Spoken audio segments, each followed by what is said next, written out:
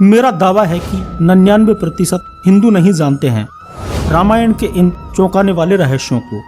दोस्तों, रामायण की ऐसी बहुत सी बातें हैं जिन्हें टीवी सीरियल वाले कभी नहीं दिखाना चाहते, और बहुत कुछ ऐसा भी है जिसे टीवी सीरियल वालों ने हम लोगों को गलत दिखाया है या हमसे छुपाया गया है। लेकिन रामायण की किताबों में सब कुछ साफ साफ लिखा हुआ है। आप में से बहुत सारे लोग केवल वाल्मीकि रामायण और रामचरितमानस के बारे में ही जानते होंगे, लेकिन आपको जानकर हैरानी होगी कि दुनिया भर में 300 प्रकार की रामायण प्रचलित हैं। रामायण जो आपने टीवी पर देखी है उसमें भी बहुत कुछ ऐसा दिखाया गया है जो रामायण की किताब में लिखा ही नहीं है। आज मैं आपको रामायण काल के एक से एक चौंकाने वाले रहस्य बताने वाला हूँ, जिन्हें जानने के बाद आपका दिमाग चकरा जाएगा। लेकिन वीडियो शुरू करने से पहले आपसे मेरा छोटा सा निवेदन है कि यदि आप चैनल पर न्यू आए हैं तो प्लीज चैनल को सब्सक्राइब करके साथ में घंटी वाला बेल आइकन जरूर दबा दें, तभी आपको न्यू वीडियो का नोटिफिकेशन मिल पाएगा। और भगवान राम के भक्त कमेंट सेक्शन में जय श्री राम जरूर लिख देना। तो चलिए दोस्तों, बिना टाइम को वेस्ट किए वीडियो को स्टार्ट करते हैं। नंबर 1, दोस्तों, रावण भी कलयुग में फिर से जिंदा होने वाला है। जी हाँ, कहते हैं कि रावण की मृत्यु के बाद उसके अंतिम संस्कार की जिम्मेदारी विभीषण को सौंपी गई थी, लेकिन लंका की राजगद्दी संभालने की जल्दी में विभीषण ने रावण के शव को वैसा ही छोड़ दिया था, जिसके बाद रावण के शव को नागकुल के लोग अपने साथ ले गए थे। नागकुल के लोगों को यकीन था कि रावण की मौत क्षणिक है और वो फिर से जीवित हो जाएगा। उन्होंने रावण को फिर से जीवित करने की कई बार कोशिश भी की थी, लेकिन उन्हें कामयाबी नहीं मिली, जिसके बाद उन्होंने रावण के शव को सुरक्षित रखने के लिए विभिन्न रसायनों का इस्तेमाल किया और उसे मम्मी के रूप में रख दिया। श्रीलंका के कई लोगों के बीच ये मान्यता है कि रावण एक दिन जिंदा होकर पुनः लौट आएगा। उनका मानना है कि जब जड़ी बूटियों से लक्ष्मण जी को जिंदा किया जा सकता है तो रावण को क्यों नहीं। अगस्त 1971 में एक बौद्ध भिक्षु ने दावा किया था कि एक पर्वत शिखर पर बने सुदृढ़ किले में रावण का शव अपनी पूर्व अवस्था में अब भी सुरक्षित रखा हुआ है। मान्यता के अनुसार रेगला के भयानक जंगलों के बीच एक विशालकाय पहाड़ी पर रावण की गुफा है। रेगला के इलाके में रावण की यह गुफा 8000 फुट की ऊंचाई पर स्थित है, जहां पर 18 फुट लंबे ताबूत में रखा है रावण का शव। इस ताबूत के चारों तरफ लगा है एक खास लेप, जिसके कारण यह ताबूत हजारों सालों से जस का तस रखा हुआ है। नंबर 2, दोस्तों, हम बचपन से ही अपने बड़ों या माता पिता से रामायण की कहानी सुनते आ रहे हैं और आज तक हम केवल यही जानते हैं कि रावण की मृत्यु का कारण उसका भाई विभीषण था। विभीषण ने राम को रावण की मृत्यु का रहस्य बताया था, लेकिन यह अधूरा सच है, क्योंकि रावण की मृत्यु का कारण उसका भाई विभीषण नहीं बल्कि उसकी पत्नी मंदोदरी थी। जी हाँ दोस्तों, क्योंकि कहानी का आधा हिस्सा रावण की पत्नी मंदोदरी से जुड़ा हुआ है। आज हम आपको मंदोदरी से जुड़ा चौंकाने वाला रहस्य बताने जा रहे हैं। रावण ने अपने दोनों भाइयों कुंभकर्ण और विभीषण के साथ मिलकर ब्रह्मा जी की कठिन तपस्या की और उन्हें प्रसन्न किया। जब तीनों भाइयों की कठिन तपस्या से प्रसन्न होकर ब्रह्मा जी उनके सामने प्रकट हुए तो रावण ने ब्रह्मा जी से अमरता का वरदान मांगा। ब्रह्मा जी ने रावण के इस वरदान पर असमर्थता जताई, लेकिन उन्होंने रावण को एक तीर दिया और कहा कि यह तीर तुम्हारी मृत्यु का कारण बनेगा। रावण ब्रह्मा जी से वह तीर लेकर अपने महल में ले गया और सिंहासन के पास दीवार में चुनवा दिया। जब भगवान राम और रावण के बीच युद्ध चल रहा था, तब भगवान राम द्वारा चलाया गया हर एक बाण रावण निष्क्रिय कर रहा था। जैसे ही श्री राम अपने बाणों से रावण का सिर काटते थे, रावण का एक नया सिर अपने आप उत्पन्न हो जाता था। जब भगवान श्री राम को लगा कि अब रावण को मारना असहनीय है, तो उसी समय विभीषण भगवान श्री राम के पास आए। उन्होंने राम को रावण की मृत्यु का रहस्य बताते हुए बताया कि रावण की नाभि में अमृत का कुंड है, जिसे केवल ब्रह्मदेव के विशेष बाण द्वारा ही उबाला जा सकता है। ऐसे में विभीषण ने राम से कहा कि रावण को केवल उस विशेष बाण से ही मारा जा सकता है, अन्यथा कोई भी हथियार उसे नहीं मार सकता। और ये रहस्य केवल रावण की पत्नी मंदोदरी ही जानती थी। फिर क्या था, हनुमान जी ने एक ज्योतिषी का रूप धारण किया। लंका जाने के बाद वह एक स्थान से दूसरे स्थान पर जाने लगे, वहां के लोगों का भविष्य बताने लगे। कुछ ही समय में संपूर्ण लंका में हनुमान रूपी ज्योतिष का समाचार फैल गया। उस ज्योतिष की खबर रावण की पत्नी मंदोदरी तक पहुंची और उसकी विशेषता जानने को उत्सुक मंदोदरी ने उसे अपने महल में आमंत्रित किया। हनुमान रूपी ज्योतिष ने मंदोदरी को रावण के बारे में कुछ ऐसा बताया जिसे सुनकर मंदोदरी आश्चर्यचकित रह गई। बातों बातों में हनुमान जी ने मंदोदरी को ब्रह्मा जी से वरदान में मिले बाण से रावण के संबंध के बारे में बताया। साथ ही हनुमान जी ने यह भी दिखाने का प्रयास किया कि जहां भी वह बाण पड़ा है वह सुरक्षित नहीं है। हनुमान जी चाहते थे कि मंदोदरी किसी तरह उन्हें उस बाण का स्थान बता दे।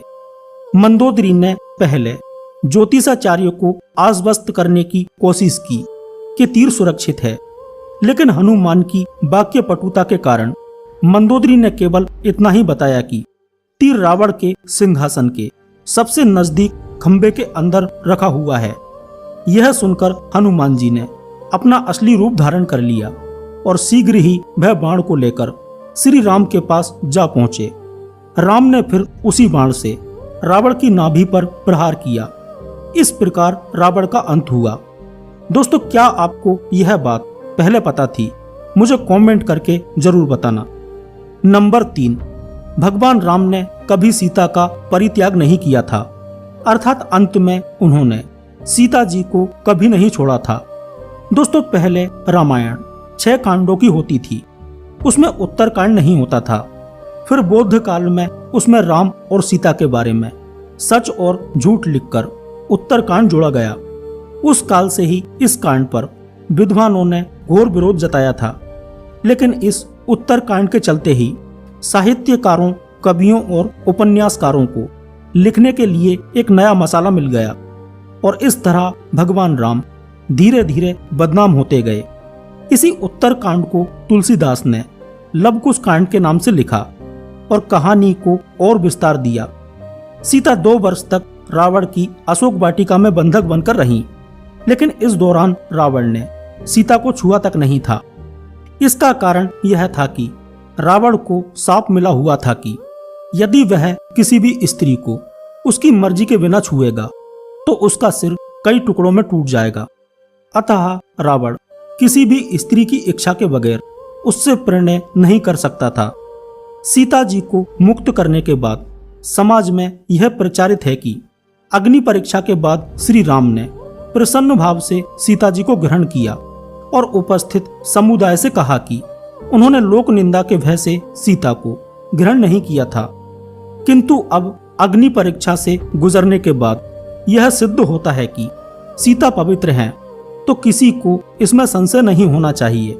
लेकिन इस अग्नि परीक्षा के बाद भी जन समुदाय में तरह तरह की बातें बनाए जाने लगीं। तब राम ने सीता को छोड़ने का मन बनाया। यह बात उत्तरकांड में लिखी है, यह मूल रामायण में नहीं लिखी है। वाल्मीकि रामायण, जो कि निश्चित रूप से बौद्ध धर्म के अभ्युदय से पूर्व लिखी गई थी, समस्त विकृतियों से अछूती है। इसमें सीता परित्याग, शंबुक वध, रावण चरित्र आदि कुछ भी नहीं था। यह रामायण युद्ध कांड अर्थात लंका कांड में समाप्त होकर केवल 6 कांडों की थी। उसमें उत्तर कांड को बाद में जोड़ा गया। कालिदास, भवभूति जैसे कवि सहित अनेक भाषाओं के रचनाकारों सहित रामचरितमानस के रचयिता ने भी भ्रमित होकर उत्तर कांड को लवकुश कांड के नाम से लिखा। इस तरह श्री राम की बदनामी का विस्तार हुआ। शोधकर्ता कहते हैं कि हमारे इतिहास की सबसे बड़ी भूल थी कि बौद्ध काल में उत्तरकांड लिखा गया और इसे वाल्मीकि रामायण का हिस्सा बना दिया गया। हो सकता है कि उस काल की सामाजिक मजबूरियां थीं, लेकिन सच को इस तरह बिगाड़ना कहां तक उचित है। सीता ने ना तो अग्नि परीक्षा दी और ना ही पुरुषोत्तम राम ने उनका कभी परित्याग किया था। विपिन किशोर सिन्हा ने एक छोटी शोध पुस्तक लिखी है जिसका नाम है राम ने सीता का परित्याग कभी किया ही नहीं। यह किताब संस्कृति शोध एवं प्रकाशन वाराणसी ने प्रकाशित की है। इस किताब में वे सारे तथ्य मौजूद हैं जो बताते हैं कि राम ने कभी सीता का परित्याग नहीं किया था। राम कथा पर सबसे प्रामाणिक शोध करने वाले फादर कामिल बुल्के का स्पष्ट मत है कि वाल्मीकि रामायण का उत्तरकांड मूल रामायण के बहुत बाद की पूर्णतः प्रक्षिप्त रचना है। नंबर 4। दोस्तों, जैसा कि हमें बताया जाता है कि भगवान राम के काल में जाति पाति और ऊंच नीच हुआ करती थी, लेकिन यह सरासर गलत बताया जाता है। भगवान राम के काल में कोई ऊंचा या नीचा नहीं होता था। भगवान तो भगवान होते हैं। वह किसी जाति या केवल मनुष्य के भगवान नहीं होते। वह तो पूरी मानव सभ्यता, जीव जंतु आदि सभी के भगवान होते हैं। वह किसी में भी भेद नहीं करते हैं। उनके लिए सभी एक समान होते हैं। रामायण काल में जातियां होती थी, लेकिन वह मनुष्यों की नहीं बल्कि जीवों में हुआ करती थी, जैसे वानर, रीछ, रक्ष, किरात आदि। उस काल में भगवान राम के केवट, सबरी, जटायु, सुग्रीव से संबंध दर्शाते हैं कि उस काल में जाति की भावना नहीं होती थी जो आज हमें देखने को मिलती है। यदि हम आज की जातिगत व्यवस्था के हिसाब से देखें तो हनुमान जी के गुरु मातंग ऋषि दलित कहलाएंगे। भगवान श्री राम ने 14 वर्ष वन में रहकर भारत भर में भ्रमण कर भारतीय आदिवासी जनजाति, पहाड़ी और समुद्री लोगों के बीच सत्य, प्रेम, मर्यादा और सेवा का संदेश फैलाया। यही कारण रहा कि श्री राम का जब रावण से युद्ध हुआ तो सभी तरह की वनवासी और आदिवासी जातियों ने श्री राम का साथ दिया। ढोल गवार, शूद्र, पशु, नारी, सकल ताड़ना के अधिकारी, ऐसा श्री राम ने कभी नहीं कहा। यदि रामानंद सागर कोई रामायण लिखते हैं और वे अपनी इच्छा से जब श्री राम के डायलॉग लिखते हैं तो इसका मतलब यह नहीं है कि ऐसा श्री राम ने बोला था। तुलसीदास द्वारा लिखे गए इस वाक्य के कारण श्री राम की बहुत बदनामी हुई। कोई भी यह नहीं सोचता कि जब कोई लेखक अपने तरीके से रामायण लिखता है तो उस समय उस पर काल की परिस्थिति और अपने विचार ही हावी रहते हैं। लेकिन भगवान श्री राम के लिए सब बराबर हैं। उन्होंने ऐसा कभी नहीं बोला। बोलो जय श्री राम। नंबर 5। दोस्तों, जो रावण था वह खोज और आविष्कार को बहुत महत्व देता था। वह नए नए अस्त्र शस्त्र और यंत्र बनवाता रहता था। वह स्वर्ग तक सीढ़ियां बनवाना चाहता था। समुद्र के पानी को मीठा बनाना चाहता था। स्वर्ण में भी सुगंध उत्पन्न करना चाहता था। वह शराब से आने वाली गंध को खत्म करना चाहता था ताकि सभी लोग शराब पी सकें और जीवन का आनंद ले सकें। वह रक्त के रंग को लाल से सफेद करना चाहता था। हालांकि रावण की यह सभी इच्छाएं अधूरी रह गईं, लेकिन फिर भी वह बहुत कुछ करने में सफल रहा। रावण ने शिव तांडव स्तोत्र, रावण संहिता जैसे ग्रंथों की रचना की। चिकित्सा के क्षेत्र में 10 शतकात्मक अर्क प्रकाश, 10 पटलात्मक उड्डीस तंत्र, कुमार तंत्र और नाड़ी परीक्षा के अतिरिक्त अरुण संहिता, अंक प्रकाश, इंद्रजाल, प्राकृत कामधेनु, प्राकृत लंकेश्वर, रावणियम आदि पुस्तकों की रचना की थी। रावण की सेना में अस्त्र शस्त्र या यंत्र बनाने वाले एक से एक वैज्ञानिक थे, जैसे शुक्राचार्य, भार्गव, शंबुक और कुंभकर्ण और वज्रज्वाला। उन्होंने मिलकर ही दारूपंच अस्त्र, सूर्यहास खड्ग, मकर मुख, आसी विषमुख, बारहा मुख जैसे विध्वंसकारी अस्त्रों का निर्माण किया था। खुद रावण ने उसकी वेधशाला में दिव्य रथ का निर्माण किया था। रावण के पास वायुसेना भी थी। कहते हैं कि उसान घोड़ा, गुरुलो पोथा, तोतु पोला कंदा और बारिया पोलक नामक उसके हवाई अड्डे थे और पुष्पक नामक उसके पास एक विमान भी था। रामायण के अनुसार रावण के पास वायुयानों के साथ ही कई समुद्र जलपोत भी थे। रामायण में केवट प्रसंग से यह सिद्ध होता है कि साधारण मनुष्यों के पास नाव होती थी तो रावण के पास जलपोत होना स्वाभाविक सी बात है। नंबर 6, राम नाम में छुपा है एक रहस्य। राम यह शब्द दिखने में जितना सुंदर है उससे कहीं महत्वपूर्ण है इसका उच्चारण। राम कहने मात्र से शरीर में और मन में अलग ही तरह की प्रतिक्रिया होती है जो हमें आत्मिक शांति देती है। इस शब्द की ध्वनि पर कई शोध हो चुके हैं और इसका चमत्कारिक असर सिद्ध किया जा चुका है। इसलिए कहते भी हैं कि राम से बढ़कर भी श्री राम जी का नाम है। जब हम राम कहते हैं तो हवा या रेत पर एक विशेष आकृति का निर्माण होता है। उसी तरह चित्त में भी विशेष लय आने लगती है। जब व्यक्ति लगातार राम नाम जप करता रहता है तो रोम रोम में प्रभु श्री राम बस जाते हैं। उसके आसपास सुरक्षा का एक मंडल बनना तय समझो। प्रभु श्री राम के नाम का असर जबरदस्त होता है। आपके सारे दुख हरने वाला सिर्फ एकमात्र नाम है, हे राम। राम या मार, राम का उल्टा होता है मा आ रा अर्थात मार। मार बौद्ध धर्म का शब्द है। मार का अर्थ है इंद्रियों के सुख में रत रहने वाला और दूसरा आंधी या तूफान होता है। श्री राम को छोड़कर जो व्यक्ति अन्य विषयों में मन को रमाता है, मार उसे वैसे ही गिरा देती है जैसे सूखे वृक्षों को आंधियां। नंबर 7, श्री राम भगवान थे या राजा? इसको लेकर भी बहुत से लोग कंफ्यूज हैं। खुद हमारे सनातन धर्म के लोग भी कंफ्यूज हो जाते हैं क्योंकि हिंदू धर्म के आलोचक खासकर राम की जरूर आलोचना करते हैं क्योंकि उन्हें मालूम है कि राम हिंदू धर्म का सबसे मजबूत आधार स्तंभ है। इस स्तंभ को गिरा दिया तो हिंदुओं को धर्मांतरित करना आसान हो जाएगा। इसी नीति के चलते तथाकथित धर्मनिरपेक्ष ताकतों के साथ मिलकर राम को एक सामान्य पुरुष घोषित करने की साजिश की जाती रही है। वे कहते हैं कि राम कोई भगवान नहीं थे, वे तो महज एक राजा थे। उन्होंने समाज और धर्म के लिए क्या किया? वे तो अपनी स्त्री के लिए रावण से लड़े और उसे उसके चंगुल से मुक्त कराकर लाए। इससे वे भगवान कैसे हो गए? तो सुनो, भगवान राम को मर्यादा पुरुषोत्तम कहा जाता है, अर्थात पुरुषों में सबसे श्रेष्ठ उत्तम। अपने वनवास के दौरान उन्होंने देश के सभी आदिवासी और दलितों को संगठित करने का कार्य किया, उनको जीवन जीने की शिक्षा दी। उन्होंने देश के सभी संतों के आश्रमों को बर्बर लोगों के आतंक से बचाया। इसका उदाहरण सिर्फ रामायण में ही नहीं, देश भर में बिखरे पड़े साक्ष्यों में आसानी से मिल जाएगा। भगवान राम भारत निर्माता थे।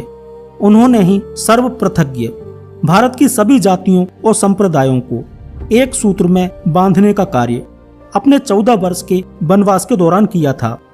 14 वर्ष के वनवास में से अंतिम 2 वर्ष को छोड़कर राम ने 12 वर्षों तक भारत के आदिवासियों और दलितों को भारत की मुख्य धारा से जोड़ने का भरपूर प्रयास किया था। शुरुआत होती है केवट प्रसंग से। इसके बाद चित्रकूट में रहकर उन्होंने धर्म और कर्म की शिक्षा दीक्षा ली। यहीं पर वाल्मीकि आश्रम और मांडव्य आश्रम था।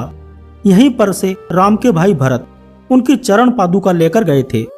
चित्रकूट के पास ही सतना में अत्रि ऋषि का आश्रम था। अत्रि को राक्षसों से मुक्ति दिलाने के बाद वे दंडकारण्य क्षेत्र में चले गए, जहां आदिवासियों की बहुलता थी। यहाँ के आदिवासियों को बाणासुर के अत्याचार से मुक्त कराने के बाद वे 10 वर्षों तक आदिवासियों के बीच ही रहे। यहीं पर उनकी जटायु से मुलाकात हुई थी, जो उनका मित्र था।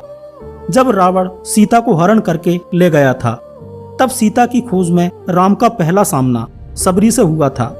इसके बाद वानर जाति के हनुमान जी और सुग्रीव से हुआ था। वर्तमान में करीब 92,300 वर्ग किलोमीटर क्षेत्रफल में फैले इस इलाके के पश्चिम में अबूझमाड़ पहाड़ियां तथा पूर्व में इसकी सीमा पर पूर्वी घाट शामिल है। दंडकारण्य में छत्तीसगढ़, ओडिशा एवं आंध्र प्रदेश राज्यों के हिस्से शामिल हैं। इसका विस्तार उत्तर से दक्षिण तक करीब 320 किलोमीटर तथा पूर्व से पश्चिम तक लगभग 480 किलोमीटर है। इसी दंडकारण्य क्षेत्र में रहकर श्री राम ने अखंड भारत के सभी दलितों को अपना बनाया और उनको श्रेष्ठ धर्म, अर्थ, काम और मोक्ष की शिक्षा दी।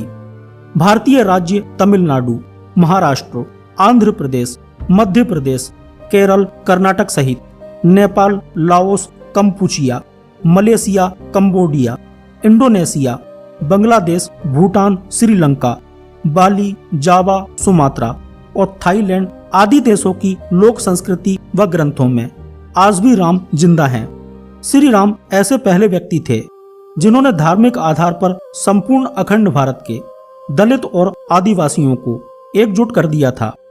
इस संपूर्ण क्षेत्र के आदिवासियों में राम और हनुमान को सबसे ज्यादा पूजनीय इसलिए माना जाता है। लेकिन अंग्रेज काल में ईसाइयों ने भारत के इसी हिस्से में धर्मांतरण का कुचक्र चलाया और राम को दलितों से काटने के लिए सभी तरह की साजिश की, जो आज भी जारी है। जब भी कोई अवतार जन्म लेता है तो उसके कुछ चिन्ह या लक्षण होते हैं और उसके अवतार होने की गवाही देने वाला कोई होता है। भगवान राम ने जब जन्म लिया था तो उनके चरणों में कमल के फूल अंकित थे, जैसा कि कृष्ण के चरणों में थे। भगवान राम के साथ हनुमान जैसा सर्वशक्तिमान देव का होना इस बात की सूचना है कि राम भगवान थे। रावण जैसा विद्वान और मायावी क्या एक सामान्य पुरुष के हाथों मर सकता है? इन सब को छोड़ भी दें तो ब्रह्म ऋषि वशिष्ठ और विश्वामित्र ने इस बात की पुष्टि की है कि राम सामान्य पुरुष नहीं, भगवान हैं और वह भी विष्णु के अवतार थे। इक्ष्वाकु वंश में एक नहीं कई भगवान हुए। उनमें सबसे पहला नाम ऋषभनाथ का आता है, जो कि जैन धर्म के पहले तीर्थकर माने जाते हैं। नंबर 8, रावण को महिलाओं में बहुत रस था।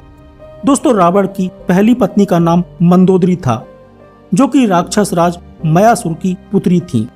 दूसरी का नाम धन्यमालिनी था और तीसरी का नाम अज्ञात है। ऐसा भी कहा जाता है कि रावण ने उसकी हत्या कर दी थी। रावण ने अपनी पत्नी की बड़ी बहन माया पर भी वासना युक्त नजर रखी थी। इसके अलावा रावण ने विष्णु भक्त तपस्विनी वेदवती का सील भंग करने का प्रयास किया था, जिसके चलते उन्होंने अपनी देह त्याग दी थी और रावण को शाप दिया था कि एक स्त्री के कारण ही तेरी मृत्यु होगी। मान्यता अनुसार उसी युवती ने सीता के रूप में जन्म लिया था। वाल्मीकि रामायण के अनुसार विश्व विजय करने के लिए जब रावण स्वर्गलोक पहुंचा तो उसे वहां रंभा नाम की अप्सरा दिखाई दी। कामातुर होकर उसने रंभा को पकड़ लिया। तब अप्सरा रंभा ने कहा कि आप मुझे इस तरह से स्पर्श ना करें, क्योंकि मैं आपके बड़े भाई कुबेर के बेटे नल कुबेर के लिए आरक्षित हूँ, इसलिए मैं आपकी पुत्र वधू के समान हूँ। लेकिन रावण ने उसकी बात नहीं मानी और रंभा से दुराचार किया। यह बात जब नल कुबेर को पता चली तो उसने रावण को शाप दिया कि आज के बाद रावण बिना किसी स्त्री की इच्छा के उसको स्पर्श नहीं कर पाएगा, और यदि ऐसा करेगा तो उसका मस्तक 100 टुकड़ों में बट जाएगा। रावण ने सुंबा और बालादीप को जीतकर अपने शासन का विस्तार करते हुए अंगदीप, मलयदीप, बराहदीप, शंखदीप, कुशदीप, यवदीप और आंध्रालय पर विजय प्राप्त की थी। इसके बाद रावण ने लंका को अपना लक्ष्य बनाया। लंका पर कुबेर का राज्य था। आज के युग के अनुसार रावण का राज्य विस्तार इंडोनेशिया, मलेशिया, बर्मा, दक्षिण भारत के कुछ राज्य और श्रीलंका पर रावण का राज था। दरअसल माली, सोमाली और माल्यवान नामक 3 दैत्यों द्वारा त्रिकुट सुबेल पर्वत पर बसाई गई लंकापुरी को देवों और यक्षों ने जीतकर कुबेर को लंकापति बना दिया था। रावण की माता कैकसी सोमाली की पुत्री थी। अपने नाना के उकसाने पर रावण ने अपनी सौतेली माता इलबिल्ला के पुत्र कुबेर से युद्ध की ठानी, परंतु पिता ने लंका रावण को दिला दी तथा कुबेर को कैलाश पर्वत के आसपास के तिब्बत क्षेत्र में रहने के लिए कह दिया। इसी तारतम्य में रावण ने कुबेर का पुष्पक विमान भी छीन लिया। यदि आपको वीडियो पसंद आ रहा हो तो प्लीज कमेंट सेक्शन में जय श्री राम लिखना मत भूलना। नंबर 9, दोस्तों, लक्ष्मण जी 14 वर्ष तक नहीं सोए थे और उन्होंने कोई लक्ष्मण रेखा भी नहीं खींची थी। ऐसा माना जाता है कि वनवास के 14 वर्षों के दौरान अपने भाई और भाभी की रक्षा करने के उद्देश्य से लक्ष्मण जी कभी नहीं सोते थे। इसके कारण उन्हें गुदा केस के नाम से भी जाना जाता है। वनवास की पहली रात को जब राम और सीता सो रहे थे तो निद्रा देवी लक्ष्मण के सामने प्रकट हुई। उस समय लक्ष्मण ने निद्रा देवी से अनुरोध किया कि उन्हें ऐसा वरदान दे कि वनवास के 14 वर्षों के दौरान उन्हें नींद ना आए और वह अपने प्रिय भाई और भाभी की रक्षा कर सकें। निद्रा देवी इस बात पर प्रसन्न होकर बोली कि अगर कोई तुम्हारे बदले 14 वर्षों तक सोए तो तुम्हें यह वरदान प्राप्त हो सकता है। इसके बाद लक्ष्मण जी की सलाह पर निद्रा देवी लक्ष्मण की पत्नी और सीता की बहन उर्मिला के पास पहुंची। उर्मिला ने लक्ष्मण के बदले सोना स्वीकार कर लिया और पूरे 14 वर्षों तक सोती रही। दूसरी बात, पूरे रामायण की कहानी में सबसे पेचीदा प्रकरण लक्ष्मण रेखा है, जिसमें लक्ष्मण जी वन में अपनी झोपड़ी के चारों ओर एक रेखा खींचते हैं। जब सीता के अनुरोध पर राम हिरण को पकड़ने और मारने की कोशिश करते हैं तो वह हिरण राक्षस मरीच का रूप ले लेता है। मरने के समय में मरीच राम की आवाज में लक्ष्मण और सीता के लिए रोता है। यह सुनकर सीता लक्ष्मण जी से आग्रह करती हैं कि वह अपने भाई की मदद के लिए जाए, क्योंकि ऐसा प्रतीत होता है कि उनके भाई किसी मुसीबत में फंस गए हैं। पहले तो लक्ष्मण सीता को अकेले जंगल में छोड़कर जाने को राजी नहीं हुए, लेकिन बार बार सीता जी द्वारा अनुरोध करने पर वे तैयार हो गए। इसके बाद लक्ष्मण जी ने झोपड़ी के चारों ओर एक रेखा खींची और सीता जी से अनुरोध किया कि वह रेखा के अंदर ही रहे और यदि कोई बाहरी व्यक्ति इस रेखा को पार करने की कोशिश करेगा तो वह जलकर भस्म हो जाएगा। इस प्रकरण के संबंध में अज्ञात तथ्य यह है कि इस कहानी का वर्णन ना तो वाल्मीकि रामायण में है और ना ही रामचरितमानस में है, लेकिन रामचरितमानस के लंका कांड में इस बात का उल्लेख रावण की पत्नी मंदोदरी द्वारा किया गया है। नंबर 10, भगवान राम ने समाधि ली थी या फिर आत्महत्या की थी। श्री राम द्वारा जल समाधि लेने की घटना को हिंदू दलितों का धर्मांतरण करने वाले आलोचकों ने आत्महत्या करना बताया। मध्यकाल में ऐसे बहुत से साधु हुए हैं जिन्होंने जिंदा रहते हुए सभी के सामने धीरे धीरे देह छोड़ दी और फिर उनकी समाधि बन गई। राजस्थान के महान संत बाबा रामदेव ने जिंदा समाधि ले ली थी, तो क्या हम ये कहें कि उन्होंने आत्महत्या कर ली थी? अयोध्या आगमन के बाद श्री राम ने कई वर्षों तक अयोध्या का राजपाट संभाला और इसके बाद गुरु वशिष्ठ व ब्रह्मा जी ने उनको संसार से मुक्त हो जाने का आदेश दिया। एक घटना के बाद उन्होंने जल समाधि ले ली थी। सरयू नदी में श्री राम ने जल समाधि ले ली थी। अश्विन पूर्णिमा के दिन मर्यादा पुरुषोत्तम राम ने अयोध्या से सटे फैजाबाद शहर के सरयू किनारे जल समाधि लेकर महाप्रयाण किया। श्री राम ने सभी की उपस्थिति में ब्रह्म मुहूर्त में सरयू नदी की ओर प्रयाण किया। उनके पीछे उनके परिवार के सदस्य भरत, शत्रुघ्न, उर्मिला, मांडवी और श्रुतकीर्ति थीं। ओम का उच्चारण करते हुए वे सरयू के जल में एक एक पग आगे बढ़ाते गए और जल उनके हृदय और अधरों को छूता हुआ सिर के ऊपर चढ़ गया। जल समाधि लेने के पीछे भी एक कारण था और वह यह था कि यमराज यह जानते थे कि भगवान की इच्छा के बिना भगवान ना तो स्वयं शरीर का त्याग करेंगे और ना शेषनाग के अंश अवतार लक्ष्मण जी। ऐसे में यमराज ने एक चाल चली। एक दिन यमराज किसी विषय पर बात करने भगवान राम के पास आ पहुंचे। भगवान राम ने जब यमराज से आने का कारण पूछा तो यमराज ने कहा कि आपसे कुछ जरूरी बातें करनी है। भगवान राम यमराज को अपने कक्ष में ले गए। यमराज ने कहा कि मैं चाहता हूं कि जब तक मेरी और आपकी बात हो उस बीच में कोई भी इस कक्ष में नहीं आए। यमराज ने अपनी बात को आगे बढ़ाते हुए कहा कि अगर कोई बीच में आ जाता है तो आप उसे मृत्युदंड देंगे। भगवान राम ने यमराज की बात मान ली और यह सोचकर कि लक्ष्मण जी उनके सबसे आज्ञाकारी हैं, इसलिए उन्होंने लक्ष्मण जी को पहरे पर बैठा दिया। यमराज और राम जी की बात चल रही थी। उसी समय दुर्वासा ऋषि अयोध्या पहुंच गए और राम जी से तुरंत मिलने की इच्छा जताई। लक्ष्मण जी ने कहा कि भगवान राम अभी यमराज के साथ विशेष चर्चा कर रहे हैं। भगवान की आज्ञा है कि जब तक उनकी बात समाप्त ना हो जाए तब तक कोई भी उनके कक्ष में नहीं आए। इसलिए आपसे अनुरोध है कि आप कुछ समय प्रतीक्षा करें। ऋषि दुर्वासा लक्ष्मण जी की बातों से क्रोधित हो गए और कहा कि अभी जाकर राम से कहो कि मैं उनसे मिलना चाहता हूँ, अन्यथा मैं पूरी अयोध्या को नष्ट होने का शाप दे दूंगा। लक्ष्मण जी ने सोचा कि उनके प्राणों से अधिक महत्व उनके राज्य और उनकी जनता का है, इसलिए अपने प्राणों का मोह छोड़कर लक्ष्मण जी भगवान राम के कक्ष में चले गए। भगवान राम लक्ष्मण को सामने देखकर हैरान और परेशान हो गए। भगवान राम ने लक्ष्मण से पूछा कि यह जानते हुए भी कि इस समय कक्ष में प्रवेश करने वाले को मृत्यु दंड दिया जाएगा, तुम मेरे कक्ष में क्यों आए हो? लक्ष्मण जी ने कहा कि दुर्वासा ऋषि आपसे अभी मिलना चाहते हैं, उनके हठ के कारण मुझे अभी कक्ष में आना पड़ा है। राम जी यमराज जी से अपनी बात पूरी करके जल्दी से ऋषि दुर्वासा से मिलने पहुंचे। यमराज अपनी चाल में सफल हो चुके थे। राम जी से यमराज ने कहा कि आप अपने वचन के अनुसार लक्ष्मण जी को मृत्युदंड दीजिए। भगवान राम अपने वचन से मजबूर थे। राम जी सोच में थे कि अपने प्राणों से प्रिय भाई को कैसे मृत्युदंड दिया जाए। राम जी ने अपने गुरु वशिष्ठ जी से इस विषय में बात की तो गुरुजी ने बताया कि अपनों का त्याग मृत्युदंड के समान ही होता है, इसलिए आप लक्ष्मण जी को अपने से दूर कर दीजिए, यह उनके लिए मृत्युदंड के बराबर ही सजा होगी।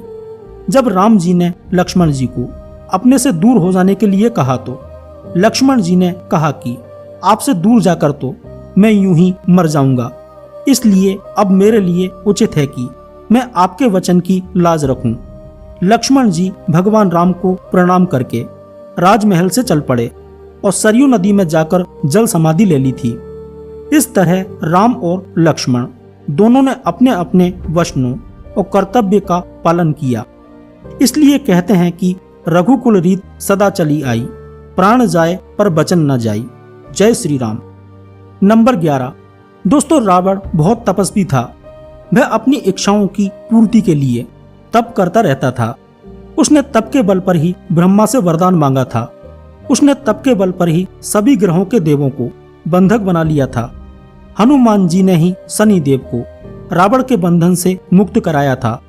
रावण कवि, संगीतज्ञ, वेदज्ञ होने के साथ साथ ही वह आयुर्वेद का भी जानकार था। रावण को रसायनों का भी अच्छा खासा ज्ञान था। माना जाता है कि रसायन शास्त्र के इस ज्ञान के बल पर उसने कई अचूक शक्तियां हासिल की थी। उसने इन शक्तियों के बल पर अनेक चमत्कारिक कार्य संपन्न किए थे। हर व्यक्ति को जड़ी बूटी और आयुर्वेद का ज्ञान रखना चाहिए, क्योंकि जीवन में इसकी उपयोगिता बहुत अधिक होती है। आचार्य चतुर्सेन द्वारा रचित बहुचर्चित उपन्यास वयम रक्षामः तथा पंडित मदन मोहन शर्मा शाही द्वारा 3 खंडों में रचित उपन्यास लंकेश्वर के अनुसार रावण शिव का परम भक्त, यम और सूर्य तक को अपना प्रताप झेलने के लिए विवश कर देने वाला, प्रकांड विद्वान, सभी जातियों को समान मानते हुए भेदभाव रहित समाज की स्थापना करने वाला था। रावण ने आर्यों की भोग विलास वाली यक्ष संस्कृति से अलग सभी की रक्षा करने के लिए रक्ष संस्कृति की स्थापना की थी। यही राक्षस थे। रावण के 10 सिर नहीं थे, किंतु वह 10 सिर होने का भ्रम पैदा कर देता था। इसी कारण लोग उसे दशानन कहते थे। जैन शास्त्रों में उल्लेख मिलता है कि रावण के गले में बड़ी बड़ी गोलाकार 9 मणियां होती थी। उक्त 9 मणियों में उसका सिर दिखाई देता था, जिसके कारण उसके 10 सिर होने का भ्रम पैदा होता था। रामायण में वाल्मीकि जी ने रावण के लिए अनेक शब्दों का प्रयोग किया है, जैसे रावण, लंकेश, लंकेश्वर, दशानन, दशग्रीव, सकंधर, राक्षस सिंह, रक्षपति, राक्षसाधिपम, राक्षस शार्दूलम, राक्षसाधिपम, राक्षस शार्दूलम, राक्षसेन्द्रः, राक्षस ढीकम, राक्षेश्वरः, लंकेश, लंकेश्वर। कुछ गिनती के स्थानों पर ही वाल्मीकि जी ने रावण के लिए 10 सिर सूचक, दशानन, 10 ग्रीव या 10 कंधर जैसे शब्दों का प्रयोग किया है। जहां यह प्रयोग किया गया है वहां पाते हैं कि रावण अपने प्रमुख 9 मंत्रियों से घिरा हुआ बैठा है। तलब यह है कि 9 रत्न परंपरा रावण से शुरू होती है, सम्राट अशोक तक चलती है और बाद में तुर्क बादशाह अकबर इसे अपनाता है।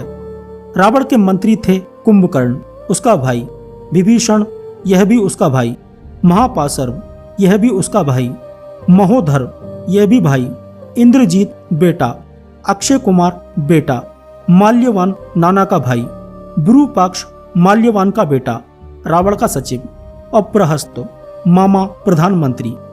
हालांकि रावण के बारे में एक अन्य प्रसंग अनुसार जब रावण की घायल बहन शूर्पणखा रावण की राज्यसभा में जाती है तो वाल्मीकि जी लिखते हैं कि रावण मंत्रियों से घिरा हुआ बैठा है, उसके 20 भुजाएं और 10 मस्तक थे। इसी तरह जब हनुमान जी को बंदी बनाकर रावण की मंत्री परिषद के सामने पेश किया जाता है तब हनुमान जी देखते हैं कि रावण के 10 सिर हैं, किंतु यह बताना महत्वपूर्ण है कि इससे ठीक पहली रात को जब सीता की खोज कर रहे हनुमान रावण के अंतःपुर में घुसते हैं और रावण को पहली बार देखते हैं तो वहां स्पष्ट रूप में बिना किसी भ्रम के शयन कक्ष में सो रहे रावण का 1 सिर और 2 हाथ ही देखते हैं। अब यह शोध का विषय हो सकता है कि रावण के सचमुच में 10 सिर थे या नहीं। नंबर 12, भगवान श्री राम के जन्म का रहस्य।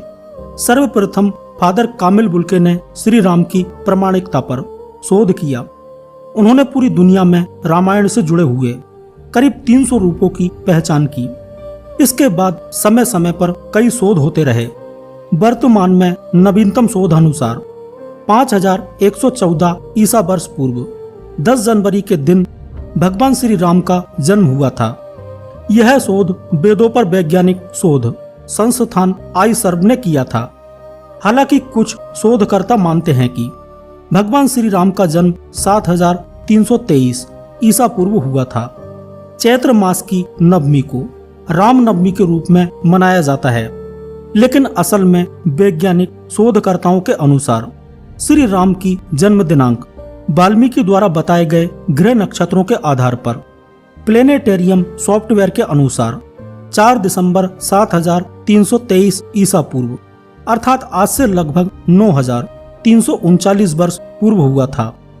वाल्मीकि के अनुसार श्री राम का जन्म चैत्र शुक्ल नवमी तिथि पुनर्वसु नक्षत्र में जब 5 ग्रह अपने उच्च स्थान में थे तब हुआ था।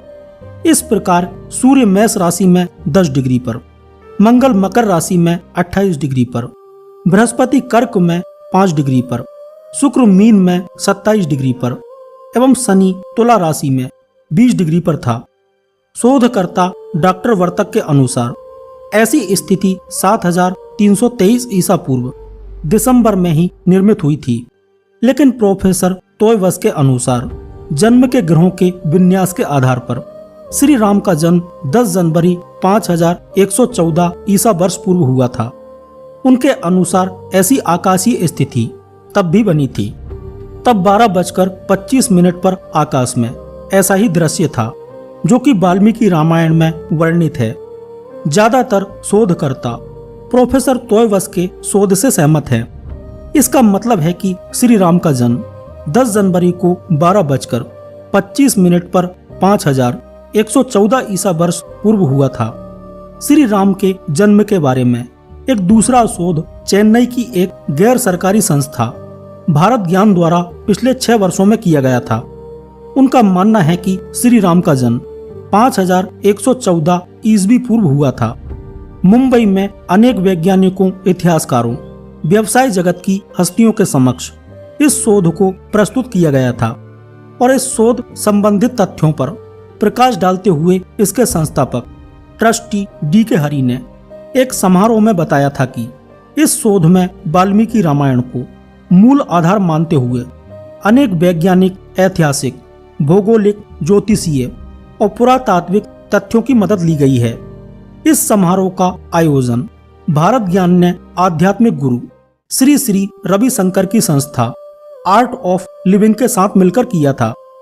कुछ वर्ष पूर्व वाराणसी स्थित श्रीमद आद्य जगत गुरु शंकराचार्य शोध संस्थान के संस्थापक स्वामी ज्ञानानंद सरस्वती ने भी अनेक संस्कृत ग्रंथों के आधार पर श्री राम और कृष्ण की ऐतिहासिकता को स्थापित करने का कार्य किया था। नंबर 13, श्री राम की बहनों का रहस्य। दोस्तों, यदि भगवान राम के परिवार की बात करें तो दशरथ जी की 3 पत्नियां थीं, कौशल्या, सुमित्रा और कैकेयी। श्री राम के 3 भाई थे, लक्ष्मण, भरत और शत्रुघ्न। श्री राम कौशल्या के पुत्र थे। सुमित्रा के लक्ष्मण और शत्रुघ्न 2 पुत्र थे। कैकेयी के पुत्र का नाम भरत था।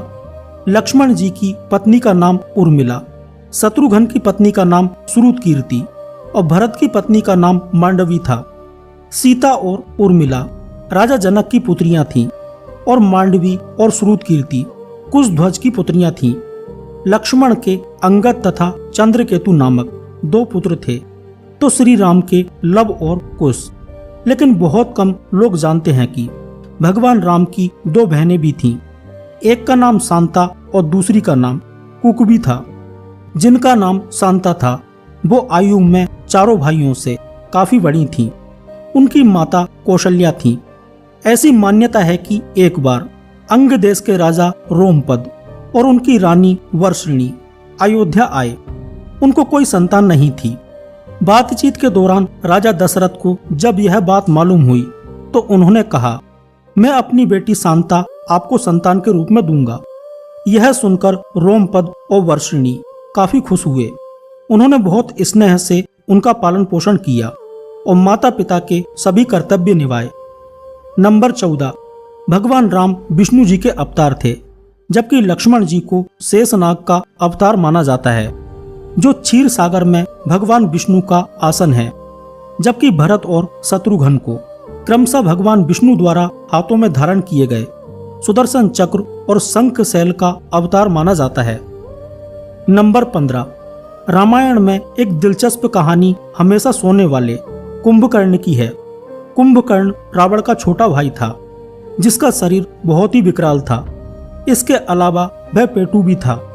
रामायण में वर्णित है कि कुंभकर्ण लगातार 6 महीनों तक सोता रहता था और फिर सिर्फ एक दिन खाने के लिए उठता था और पुनः 6 महीनों तक सोता रहता था। और इसका कारण यह था कि जब कुंभकर्ण ने ब्रह्मा जी की तपस्या की तो ब्रह्मा जी ने प्रसन्न होकर उसे वरदान मांगने को कहा। इंद्र को इस बात का डर लगा कि कहीं कुंभकर्ण वरदान में इंद्रासन ना मांग ले, अतः उन्होंने देवी सरस्वती से अनुरोध किया कि वह कुंभकर्ण की जीभ पर बैठ जाएं, जिससे वह इंद्रासन के बदले निंद्रासन मांग ले। इस प्रकार इंद्र की ईर्ष्या की वजह से कुंभकर्ण को सोने का वरदान प्राप्त हुआ था। नंबर 16, रामायण में जिस ऋष्यमुख पर्वत का उल्लेख है वह कर्नाटक प्रदेश के हम्पी में है।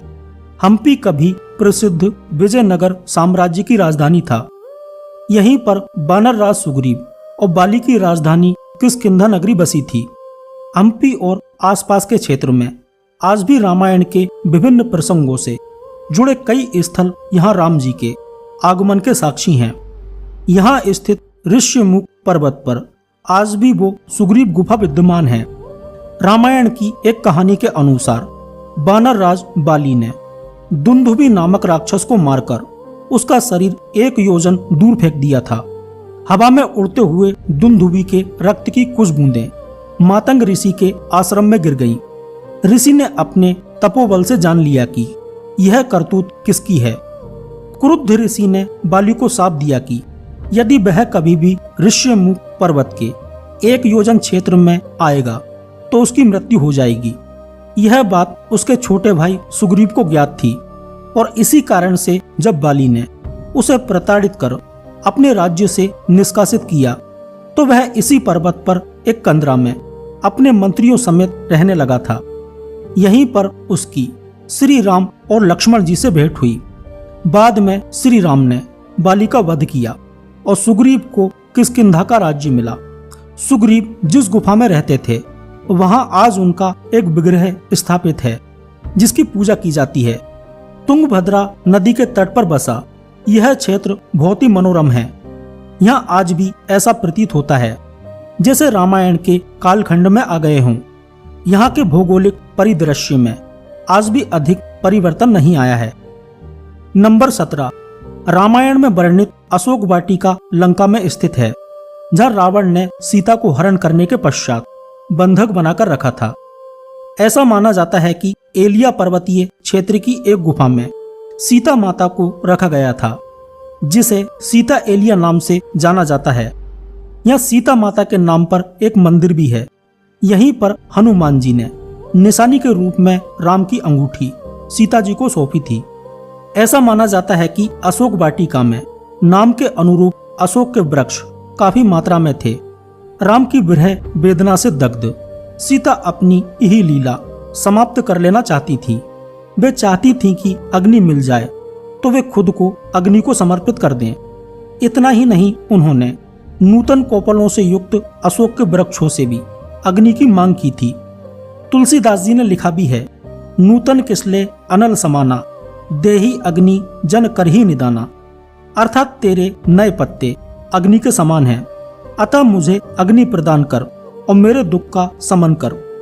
नंबर 18, रामायण में जिस राम सेतु का वर्णन है, जिसे अंग्रेजी में एडम्स ब्रिज कहा जाता है, भारत के तमिलनाडु के दक्षिण पूर्वी तट के किनारे रामेश्वरम द्वीप तथा श्रीलंका के उत्तर पश्चिमी तट पर मन्नार द्वीप के मध्य चूना पत्थर से बनी एक श्रृंखला है। भौगोलिक प्रमाणों से पता चलता है कि किसी समय यह सेतु भारत तथा श्रीलंका को भूमार्ग से आपस में जोड़ता था। यह पुल करीब 30 किलोमीटर लंबा था। ऐसा माना जाता है कि यह 15वीं शताब्दी तक पैदल पार करने योग्य था। एक चक्रवात के कारण यह पुल अपने पूर्व स्वरूप में नहीं रहा। राम सेतु एक बार फिर तब सुर्खियों में आया था जब नासा के उपग्रह द्वारा लिए गए चित्र मीडिया में सुर्खियां बने थे। समुद्र पर सेतु के निर्माण को श्री राम की दूसरी सबसे बड़ी रणनीतिक जीत कहा जाता है, क्योंकि समुद्र की तरफ से रावण को कोई खतरा नहीं था और उसे विश्वास था कि इस विराट समुद्र को पार कर कोई भी उसे चुनौती नहीं दे सकता।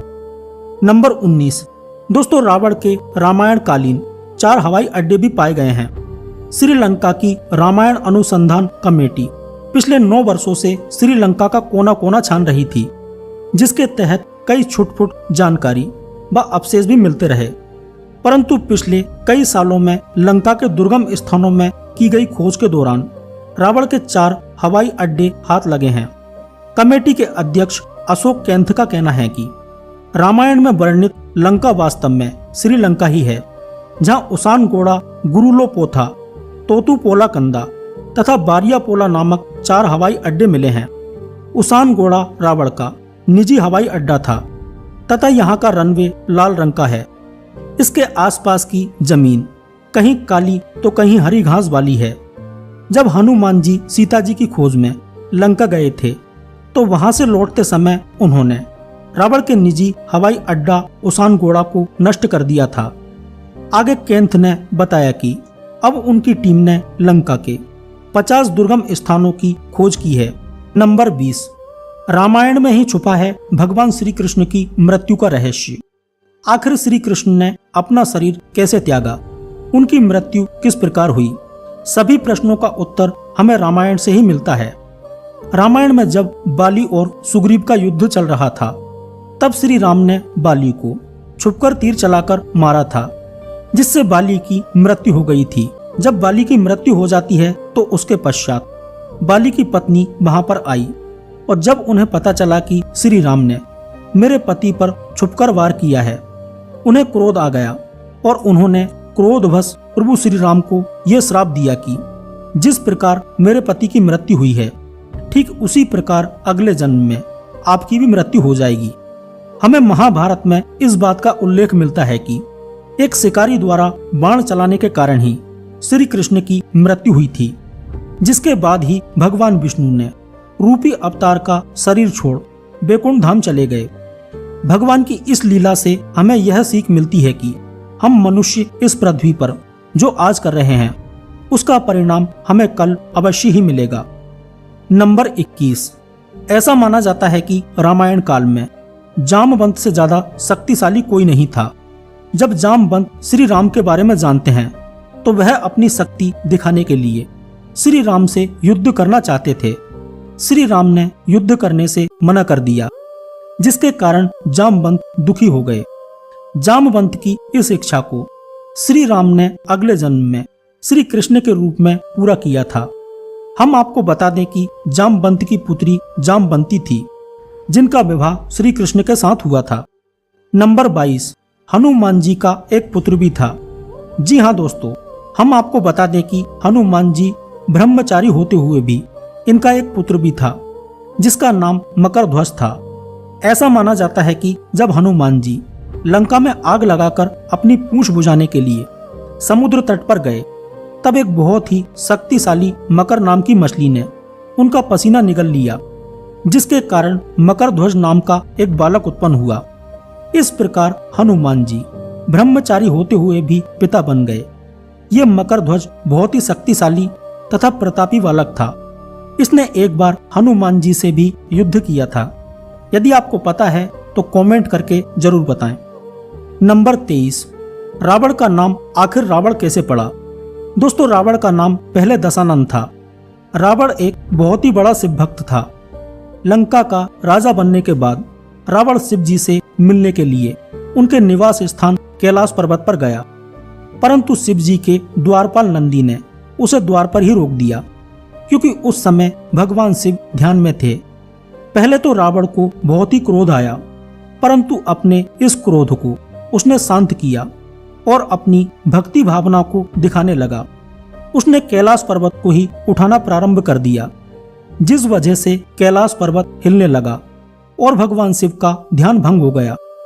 वह बहुत ही क्रोधित हो गए और अपना पैर कैलाश पर्वत पर जमा दिया, जिस वजह से दशानन का हाथ कैलाश पर्वत के नीचे दब जाता है, जिसकी वजह से उसे बहुत ही पीड़ा हुई। पर इस पीड़ा को सहते हुए दशानन ने शिव तांडव का जाप किया। जब शिवजी ने यह देखा तो उन्हें आश्चर्य हुआ कि यह कोई आम मनुष्य नहीं कर सकता। तब शिवजी ने दशानन को रावण नाम दिया। नंबर 24, रामायण को सबसे पहले हनुमान जी ने लिखा था। जी हाँ दोस्तों, जैसा कि हम जानते हैं कि महर्षि वाल्मीकि जी ने रामायण की रचना की थी, लेकिन आप यह नहीं जानते होंगे कि वाल्मीकि जी से पहले ही हनुमान जी ने रामायण की रचना कर दी थी। भक्त शिरोमणि कहे जाने वाले वीर हनुमान ने अपने नाखूनों से एक पत्थर पर रामायण की रचना वाल्मीकि जी से पहले कर दी थी। जब वाल्मीकि जी को यह बात पता चली तो वे हनुमान जी के पास गए। वाल्मीकि जी यह देखकर हैरान थे। फिर उन्होंने हनुमान जी द्वारा रचित रामायण को देखा तो वह आश्चर्यचकित हो गए। फिर वाल्मीकि जी ने हनुमान जी से कहा कि हे प्रभु, आपसे अच्छा तो श्री राम जी की कथा का वर्णन कोई भी नहीं कर सकता है, और आपकी रचना के आगे तो मेरी रचना कुछ भी नहीं है। यह सुनकर हनुमान जी सोच में पड़ गए कि वाल्मीकि जी एक कवि हैं और श्री राम प्रभु के भक्त भी हैं। भले ही उनकी रचना मेरी रचना के समान सुंदर नहीं है, परंतु क्या हुआ, उसमें भी श्री राम की लीलाओं का वर्णन है। इसके बाद हनुमान जी ने अपने द्वारा लिखी हुई कथा के शिला को उठाकर समुद्र में फेंक दिया और इतिहास में रामायण लिखने के लिए वाल्मीकि जी का नाम अमर हो गया। नंबर 26, एक बार की कथा है। जब माता सीता बहुत ही छोटी थी तो खेलते खेलते शिव धनुष को उठा लेती हैं। यह देखकर राजा जनक बहुत ही आश्चर्यचकित हो जाते हैं। जिस शिव धनुष को ब्रह्मांड में कोई नहीं उठा सकता, उसे इस छोटी सी बालिका ने कैसे उठा लिया। यह देखकर राजा जनक ने सोचा कि यह बालिका कोई साधारण बालिका नहीं है, यह अवश्य ही कोई देवी है। तभी उन्होंने प्रण किया कि इस धनुष को जो उठाएगा वही मेरी पुत्री से विवाह करेगा। जैसा कि आप सभी जानते हैं कि उसी धनुष को प्रभु श्री राम ने उठाया और माता सीता से विवाह किया। आपको बता दें कि माता सीता के स्वयंवर में कई देशों के राजा वहां पर मौजूद थे, जिसके साथ साथ रावण भी वहां पर गया था। माना जाता है कि मंदोदरी के रोकने पर भी रावण नहीं रुका और माता सीता के स्वयंवर में पहुंच जाता है। परंतु उस समय के सबसे शक्तिशाली योद्धा के रूप में जाने जाने वाला शिव धनुष को न उठा सका। हम सब यह तो जानते हैं कि प्रभु श्री राम का विवाह माता सीता से शिव धनुष को उठाने के बाद ही हुआ था, परंतु अधिकतर लोग यह नहीं जानते हैं कि स्वयंवर में प्रयुक्त उस शिव धनुष का नाम क्या था। तो आपको बता दें कि स्वयंवर में प्रयुक्त उस धनुष का नाम पिनाका था। नंबर 27, पौराणिक मान्यताओं के अनुसार नल और नील भगवान विश्वकर्मा के वानर पुत्र माने गए हैं। प्रचलित कथा के मुताबिक इन दोनों को ऋषियों ने श्राप दिया था। यही श्राप आगे चलकर इनके लिए वरदान साबित हुआ। प्रचलित कथाओं में कहा गया है कि नल और नील जब छोटे थे तो ऋषि मुनियों को बहुत परेशान किया करते थे और अक्सर उनकी चीजों को समुद्र में फेंक देते थे। इन दोनों बच्चों से परेशान ऋषि मुनियों ने तंग आकर इन्हें श्राप दिया था कि जो भी चीज यह पानी में फेंकेंगे वह डूबेगी नहीं। भगवान श्री राम जब अपनी वानर सेना के साथ समुद्र किनारे पहुंच गए और उन्होंने समुद्र से उन्हें रास्ता देने के लिए प्रार्थना की, लेकिन सागर ने भगवान श्री राम की नहीं सुनी। श्री राम ने तब सागर को सुखाने के लिए धनुष पर बाण चढ़ा लिया। यह देखकर भगवान समुद्र डर गए और श्री राम के सामने प्रस्तुत हुए। समुद्र ने श्री राम को बताया कि आपकी सेना में नल नील नाम के वानर हैं। वे जिस चीज को हाथ लगाते हैं वह पानी में डूबती नहीं है। आप समुद्र पर सेतु बनाने के लिए इन दोनों की मदद ले सकते हैं। इसके बाद नल और नील की मदद से वानर सेना समुद्र पर लंका तक सेतु बना लेती है। इसी सेतु की मदद से श्री राम और उनकी वानर सेना लंका तक पहुंच जाती है। हालांकि रामायण से जुड़ी कथाओं में सिर्फ नल का ही जिक्र आता है, लेकिन तुलसीदास द्वारा लिखी गई रामचरितमानस के सुंदर कांड में सेतु निर्माण का वर्णन है, जिसमें नल और नील दोनों का जिक्र आता है। नंबर 28, दोस्तों रावण अपने भाइयों से भी अधिक कठोर तप में लीन रहता था। वो प्रत्येक 1000वें वर्ष में अपना एक शीश भगवान के चरणों में समर्पित कर देता था। इस तरह उसने 10,000 साल में अपने 10 शीश भगवान को समर्पित कर दिए थे। उसके तप से प्रसन्न होकर भगवान ने उसे वर मांगने को कहा। तब रावण बोला कि देव दानव गंधर्व किन्नर कोई भी उसका वध न कर सके। वो मनुष्य और जानवरों को कीड़े मकोड़ों की भांति तुच्छ समझता था, इसलिए वरदान में उसने इनको छोड़ दिया था। यही कारण था कि भगवान विष्णु को उसके वध के लिए मनुष्य अवतार में आना पड़ा। रावण स्वयं को सर्वशक्तिमान समझने लगा था। रसातल में छिपे राक्षस भी बाहर आ गए। राक्षसों का आतंक बढ़ गया। राक्षसों के कहने पर लंका के राजा कुबेर से लंका और पुष्पक विमान छीनकर स्वयं लंका का राजा बन गया। रावण के पास वरदान की शक्ति थी। वो जानता था कि देवता भी उसे नहीं मार सकते, इसलिए उसने सोचा क्यों न काल को ही बंदी बना लिया जाए। शक्ति के मद में चूर रावण ने यमलोक पर आक्रमण कर दिया। भीषण युद्ध हुआ। देवता रावण के वरदान के आगे शक्तिहीन हो रहे थे। यमराज ने स्वयं रावण से युद्ध किया। रावण भी रक्त रंजित हो चुका था, लेकिन फिर भी उसने हार नहीं मानी। तब क्रोधित यमराज ने रावण का वध करने के लिए अपना काल दंड उठा लिया। तब ब्रह्मा जी ने प्रकट होकर यमराज को अपने वरदान के बारे में बताया। यमराज ने ब्रह्मा जी की आज्ञा अनुसार अपना काल दंड वापस ले लिया। रावण को लगा कि उसने ये विजय अपनी शक्ति से पाई है। उसे अब और घमंड हो गया था। वो स्वयं को कालजयी मानने लगा था। पृथ्वी पर उसका आतंक बढ़ गया था, लेकिन पृथ्वी पर भी रावण को पराजित करने वाले और भी योद्धा थे। एक बार रावण भ्रमण करता हुआ महिष्मतिपुरी पहुंचा। इस अत्यंत सुंदर नगरी का राजा था सहस्त्र अर्जुन। रावण ने इस नगरी पर अधिकार जमाने के लिए आक्रमण कर दिया। सहस्त्र अर्जुन ने इस युद्ध में रावण को आसानी से हरा दिया।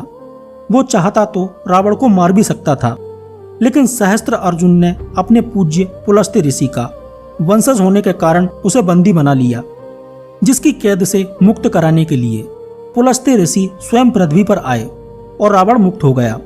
बाली से भी रावण की पराजय का विवरण ग्रंथों में मिलता है।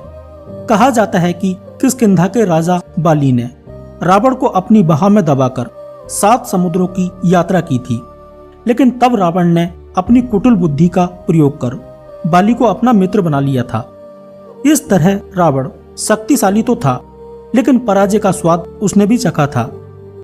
दोस्तों, हमारा एक और चैनल है जिसका लिंक आपको डिस्क्रिप्शन में मिल जाएगा। आप लोग उस चैनल को सब्सक्राइब जरूर कर लें, क्योंकि वहीं पर मैं आप लोगों के लिए कुछ खास जानकारियां लेकर आने वाला हूं। तो दोस्तों, आज के वीडियो में बस इतना ही। मिलते हैं अगले वीडियो में किसी ऐसे ही टॉपिक के साथ में। यदि वीडियो पसंद आया हो तो प्लीज वीडियो को लाइक करें और चैनल को सब्सक्राइब करके साथ में घंटी वाला बेल आइकन जरूर दबा दें, तभी आपको न्यू वीडियो का नोटिफिकेशन मिल पाएगा। यदि आप इस वीडियो का दूसरा पार्ट देखना चाहते हैं तो कमेंट सेक्शन में पार्ट 2 जरूर लिख देना। धन्यवाद। जय श्री राम।